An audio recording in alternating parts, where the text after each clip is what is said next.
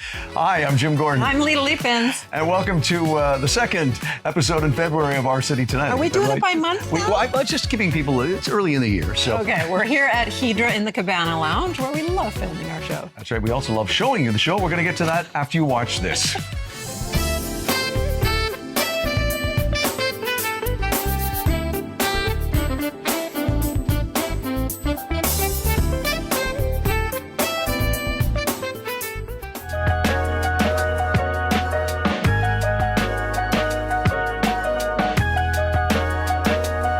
Well, a year on Our City Tonight would not be a year on Our City Tonight without a little work with our partners at the Vancouver International Wine Festival. Here we are at the BMO Theatre Centre.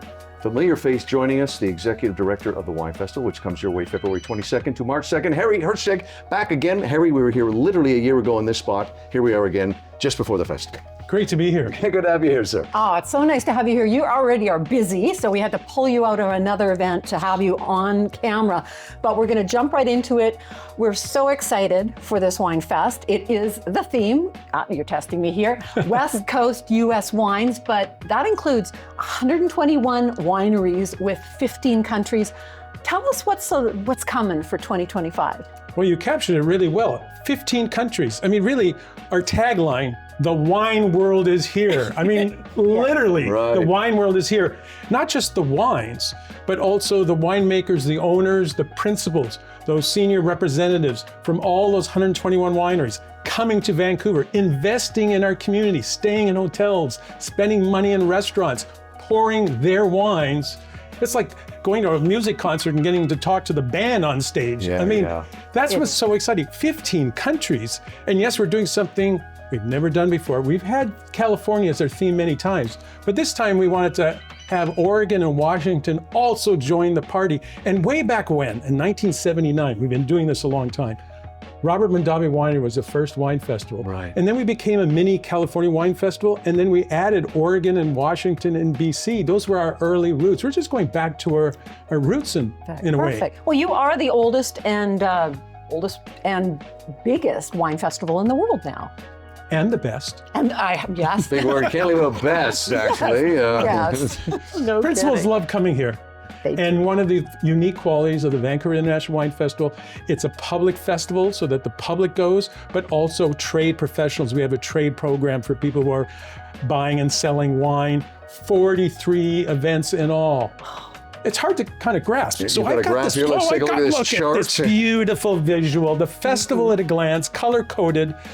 What is so great on the website is it tells you which events are sold out, which ones are going fast. You just click on that box and you can buy a ticket. It tells you what the prices are. We've got dinners, parties, seminars, of course, the tasting room.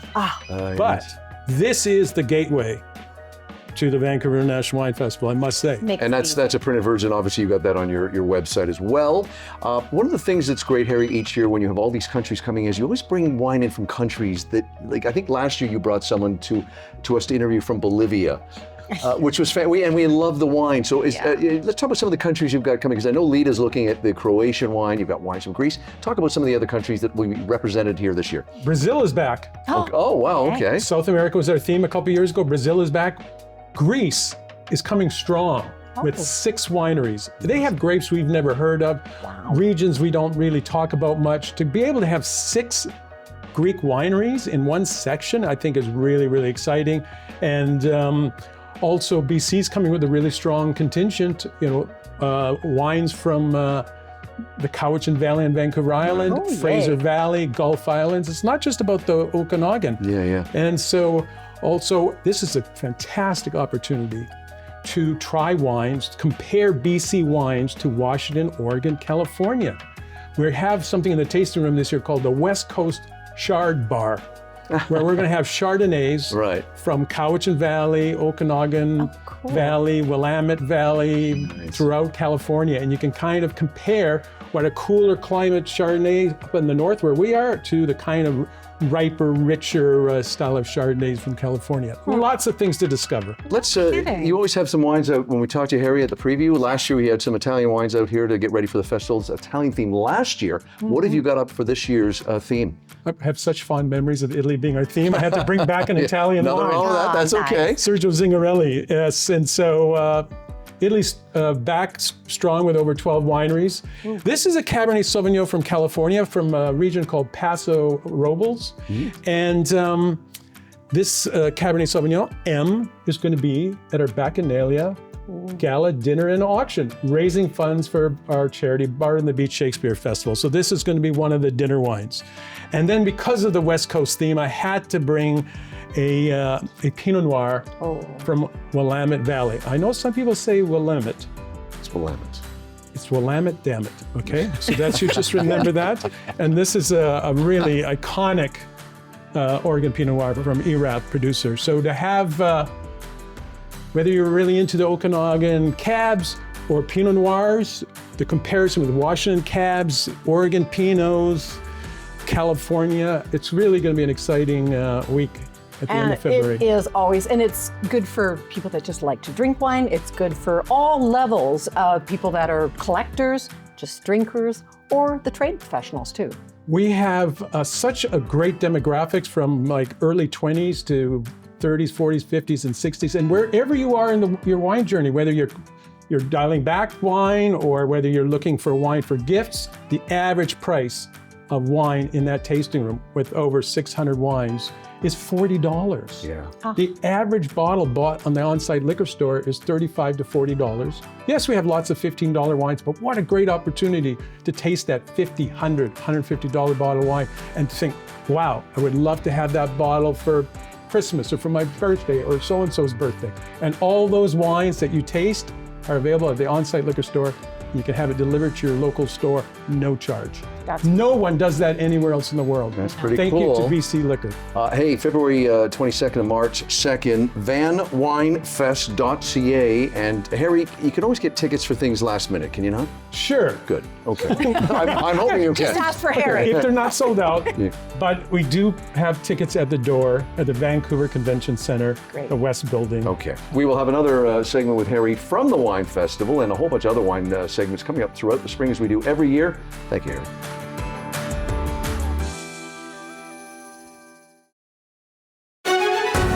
This segment is sponsored by the Richmond Sentinel, providing news, entertainment, and human interest stories in print and online.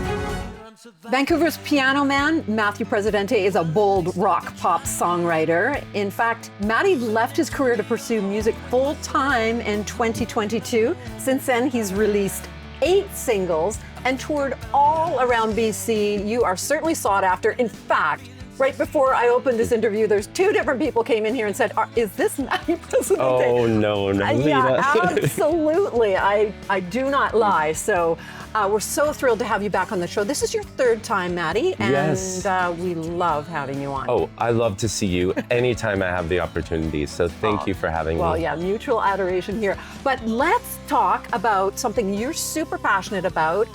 Yes. This is your new album that has taken you 4 years, 4 to years. develop. Tell us all about the Oh my goodness. incarnation. Well, totally. I mean, it took a long time for a number of reasons. We had that pandemic thing Yes, happen. which we had you on remotely. Virtual. Yes. That that's was so fine. fun. No, this one just took a little bit longer, and most of the reason is we put more effort into it. Okay. Interesting. You know, Detail. yeah. So these days, being a musician, it's very accessible to be able to make music from home. We have technology and software that make it a little easier for people to do this. So that's what I used to do. But this one, we went back into the studio. We used all real instruments, hired all sorts of different musicians, and the process takes a bit of time, but it's got the quality. I really, really love this project. I love how it's turned out. Wonderful. And it's called Chosen Sun. Reason for the name? Yeah, so Chosen Sun, like S-U-N, like the sun, it's basically about following your own path. Which you certainly have done. Yeah, so a couple years ago, I did decide to leave my long-term career to focus entirely on music. And Lita, at this age, oh my goodness, It's a hustle, right? But it's always been my passion. It's what I love to do. And that's sort of where the themes of this record kind of started. You've always been a happy person. I mean, that's why you were previously in hospitality. People love you, remember you, but to put that kind of passion and energy into this music. I have seen you live. I tell all of our audience, if you are in the Vancouver area, definitely you want to see this guy. It was amazing. I don't stay up late, but I stay up late to see this Oh, guy. well, we're doing earlier shows now, okay? Yeah. So I'll keep you posted. Okay, perfect. I would definitely not miss them. So I want to just, as we finish off here, you know, for our viewers that are just meeting you for the first time, tell us a little bit about your journey from getting started in music. Yeah. So I've always played piano all my life and developed all my bad habits pretty young. And as a teenager, started getting out there and finding shows to perform. I always say to young musicians, go out and perform as much as possible, because you know, we see a lot of like bedroom artists these days who are great at making music, but don't get out in person. I found that has given me the confidence over the years and given me the chops to go play live and take it to the next thing. So many years of performing live, hauling around gear to different venues and playing all sorts of different rooms.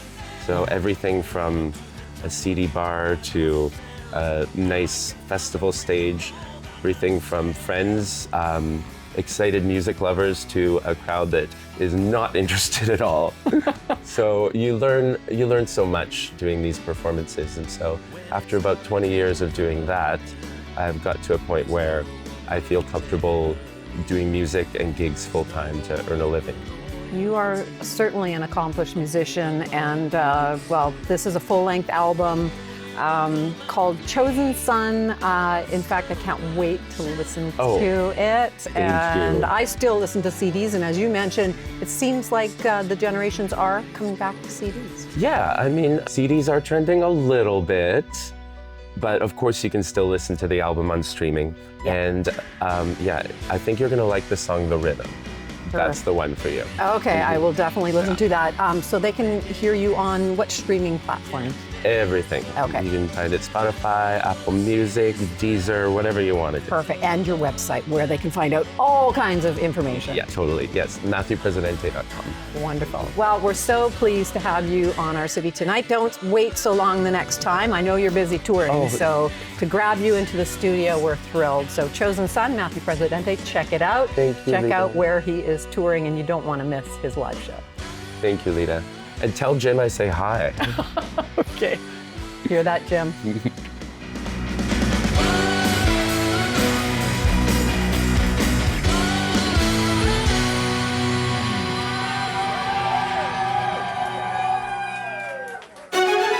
This segment was sponsored by the Richmond Sentinel, providing news, entertainment, and human interest stories in print and online. This segment is brought to you by the Chambers of Commerce Group Insurance Plan, Canada's #1 employee benefits plan, protecting Canadian firms for over 40 years.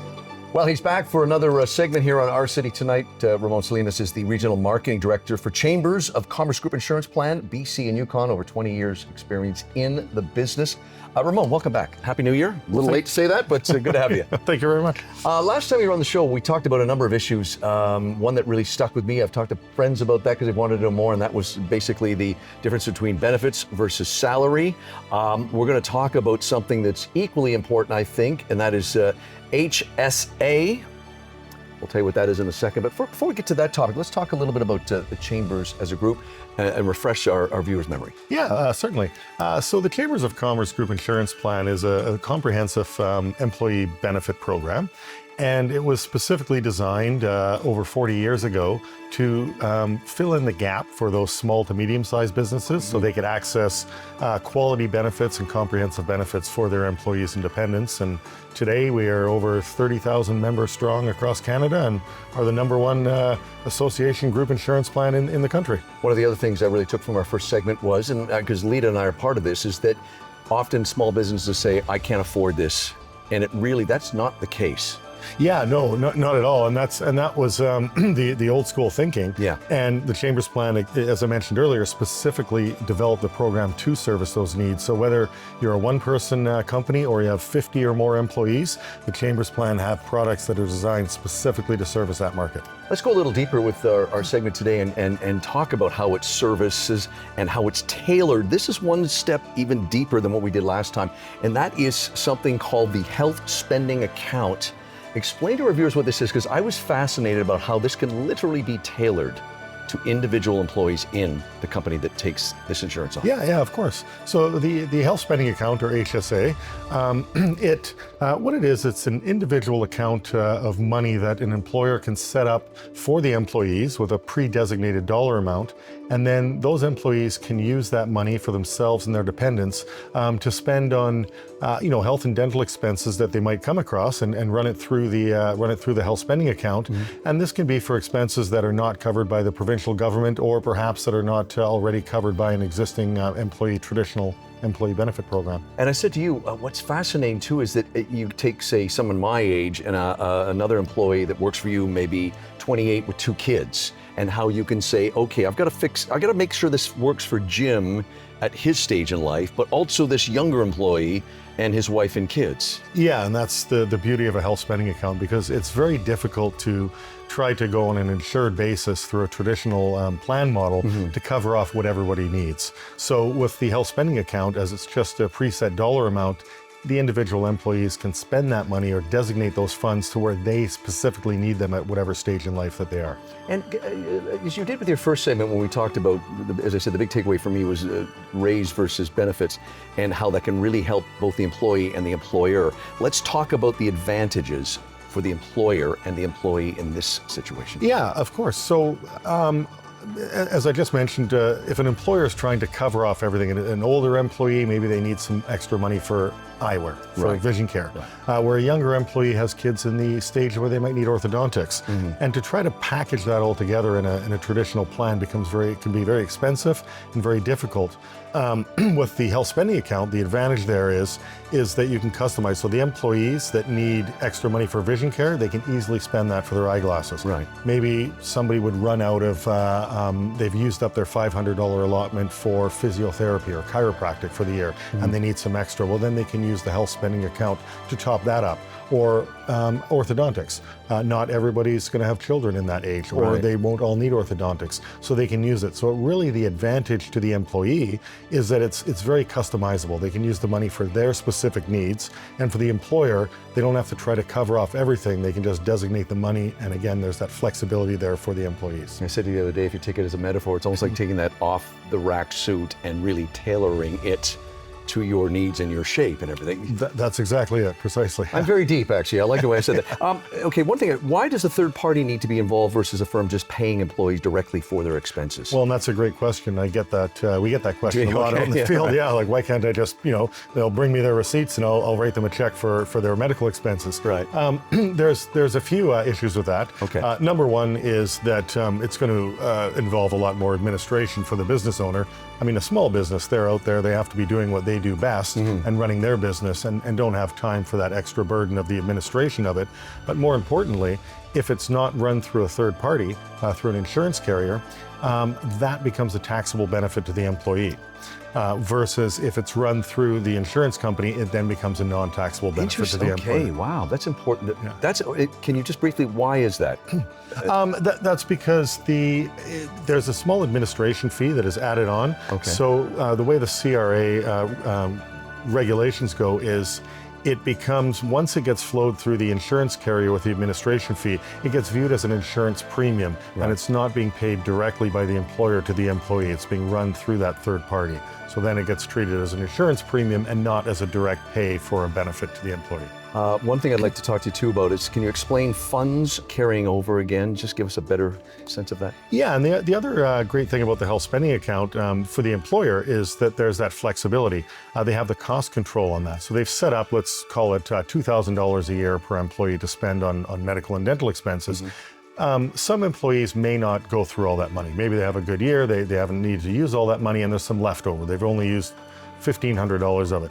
The employer then has the choice if they want to allow that employee to carry the leftover $500 over into the new year, where then they would have $2,500 for the following year, or it could be a use it or lose it scenario. Right. So again, there's that flexibility for the employer to decide if they want to allow a carryover of the expenses, or if it's a straight use it or lose it.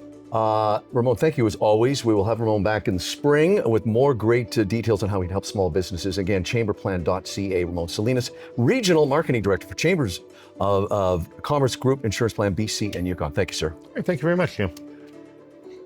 This segment was brought to you by the Chambers of Commerce Group Insurance Plan. More than 30,000 small to mid-sized businesses choose the Chambers Plan to protect their employees.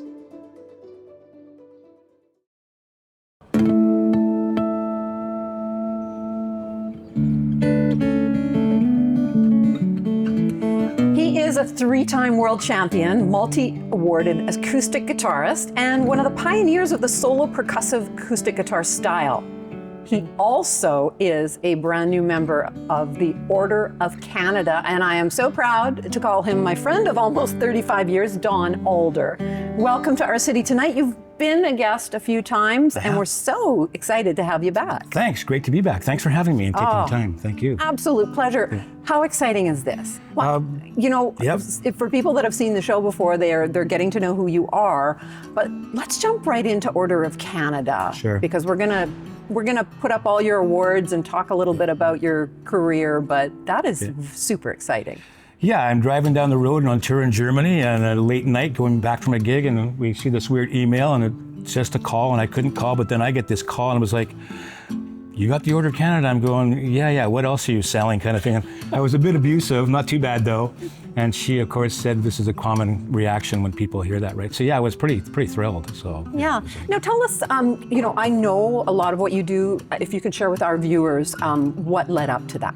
Sure. Well, I think guitar is one of the parts, but it's maybe using guitar for the, I guess I play music in the key of social responsibility, as corny as that sounds. Yeah. But so what happened is I was part of the Rick Hansen tour, of course, and I grew up with Rick, so I always fell into these things where I just kind of didn't be part of. So one thing led to the next. After the tour, I got involved with the Vancouver Adaptive Music Society, the Dare Arts program, then worked my way up the ladder in wheelchair sport to represent Team Canada at the Paralympics in '96 and 2000.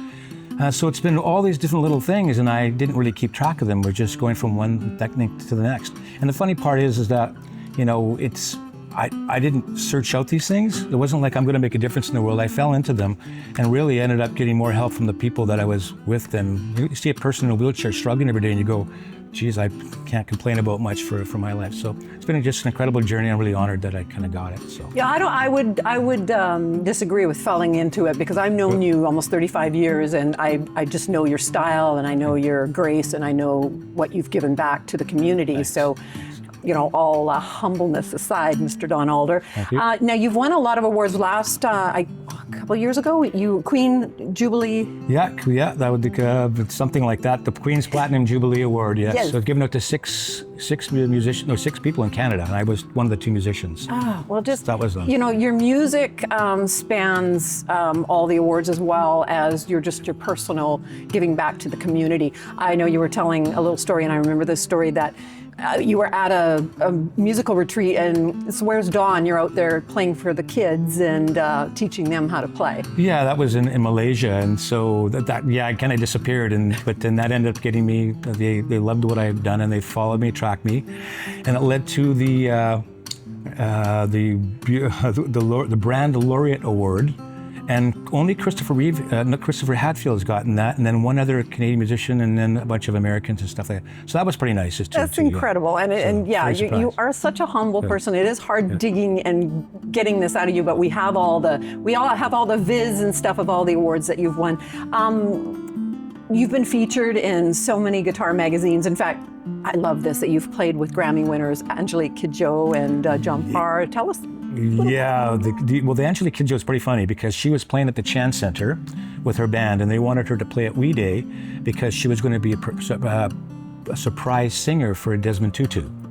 And so the band had to leave, unfortunately, so they called me in, and we were going to play this faster song, and then the guitar player was trying to show me these parts, and I'm playing all the 3 chords, simple, but it's the feel, the African feel, it's a folk thing, you grow with it, so you just can't fake it, right? So I was faking it, and we didn't think it would work, so we did a song, a very slow song that's really well known, I guess, in Africa, and we did that, but I did it on harp guitar.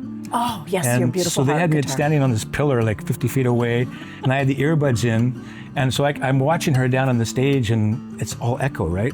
And the earbuds weren't working. So I ripped them out, and I'm trying to look at her face talking and trying to play, so it was pretty fun, but it was great. You get through it. You're such a professional. And as we're talking, I want to quickly, you are going to be finally performing in Vancouver again. Yes, it's been a long time. So yeah, Yes. Anvil Theatre or Anvil Centre, I guess it's in New West, is that where it's at? Yes, it's in New West, yeah. 777 Columbia Street, that's March 13th. And yeah, it'll be a lot of fun. It'll be, I've been to your concerts quite a few times, and I just love your music. It just takes you away.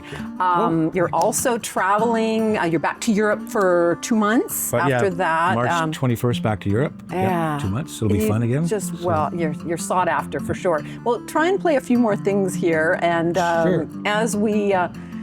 as we go out here, I'm going to make you play for us. Shamelessly, we're going to get some free music here on Our City Tonight by this amazing, amazing musician. Thanks, Donald.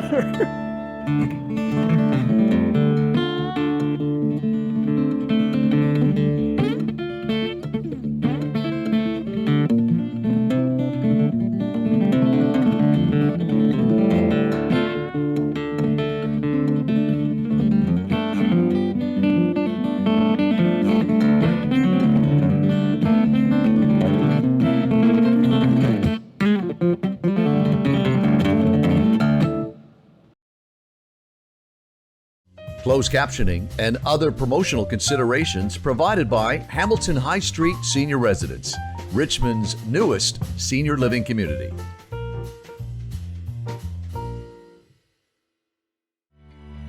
Well, we're back here at Hydra where we started the show, but it's time to say goodbye. It is, but before we go, I want to remind you, you can catch us on YouTube at our website, ourcitytonighttv.com. And if you want to reach out to us, info@ourcitytonighttv.com. Well, we're also on Instagram too. And Jim, no www? We don't say that anymore. It's not 1998. We are going back to CDs again, right? Yes, we are. Okay, we're going to see you in March. Until then, I'm Jim Gordon. And I'm Lita Lippens. See you on the next edition of Our City Tonight, which is in March. So anyway, talk to you then. You can contact us and watch past episodes at ourcitytonighttv.com. The Richmond Sentinel, providing news, entertainment, and human interest stories in print and online.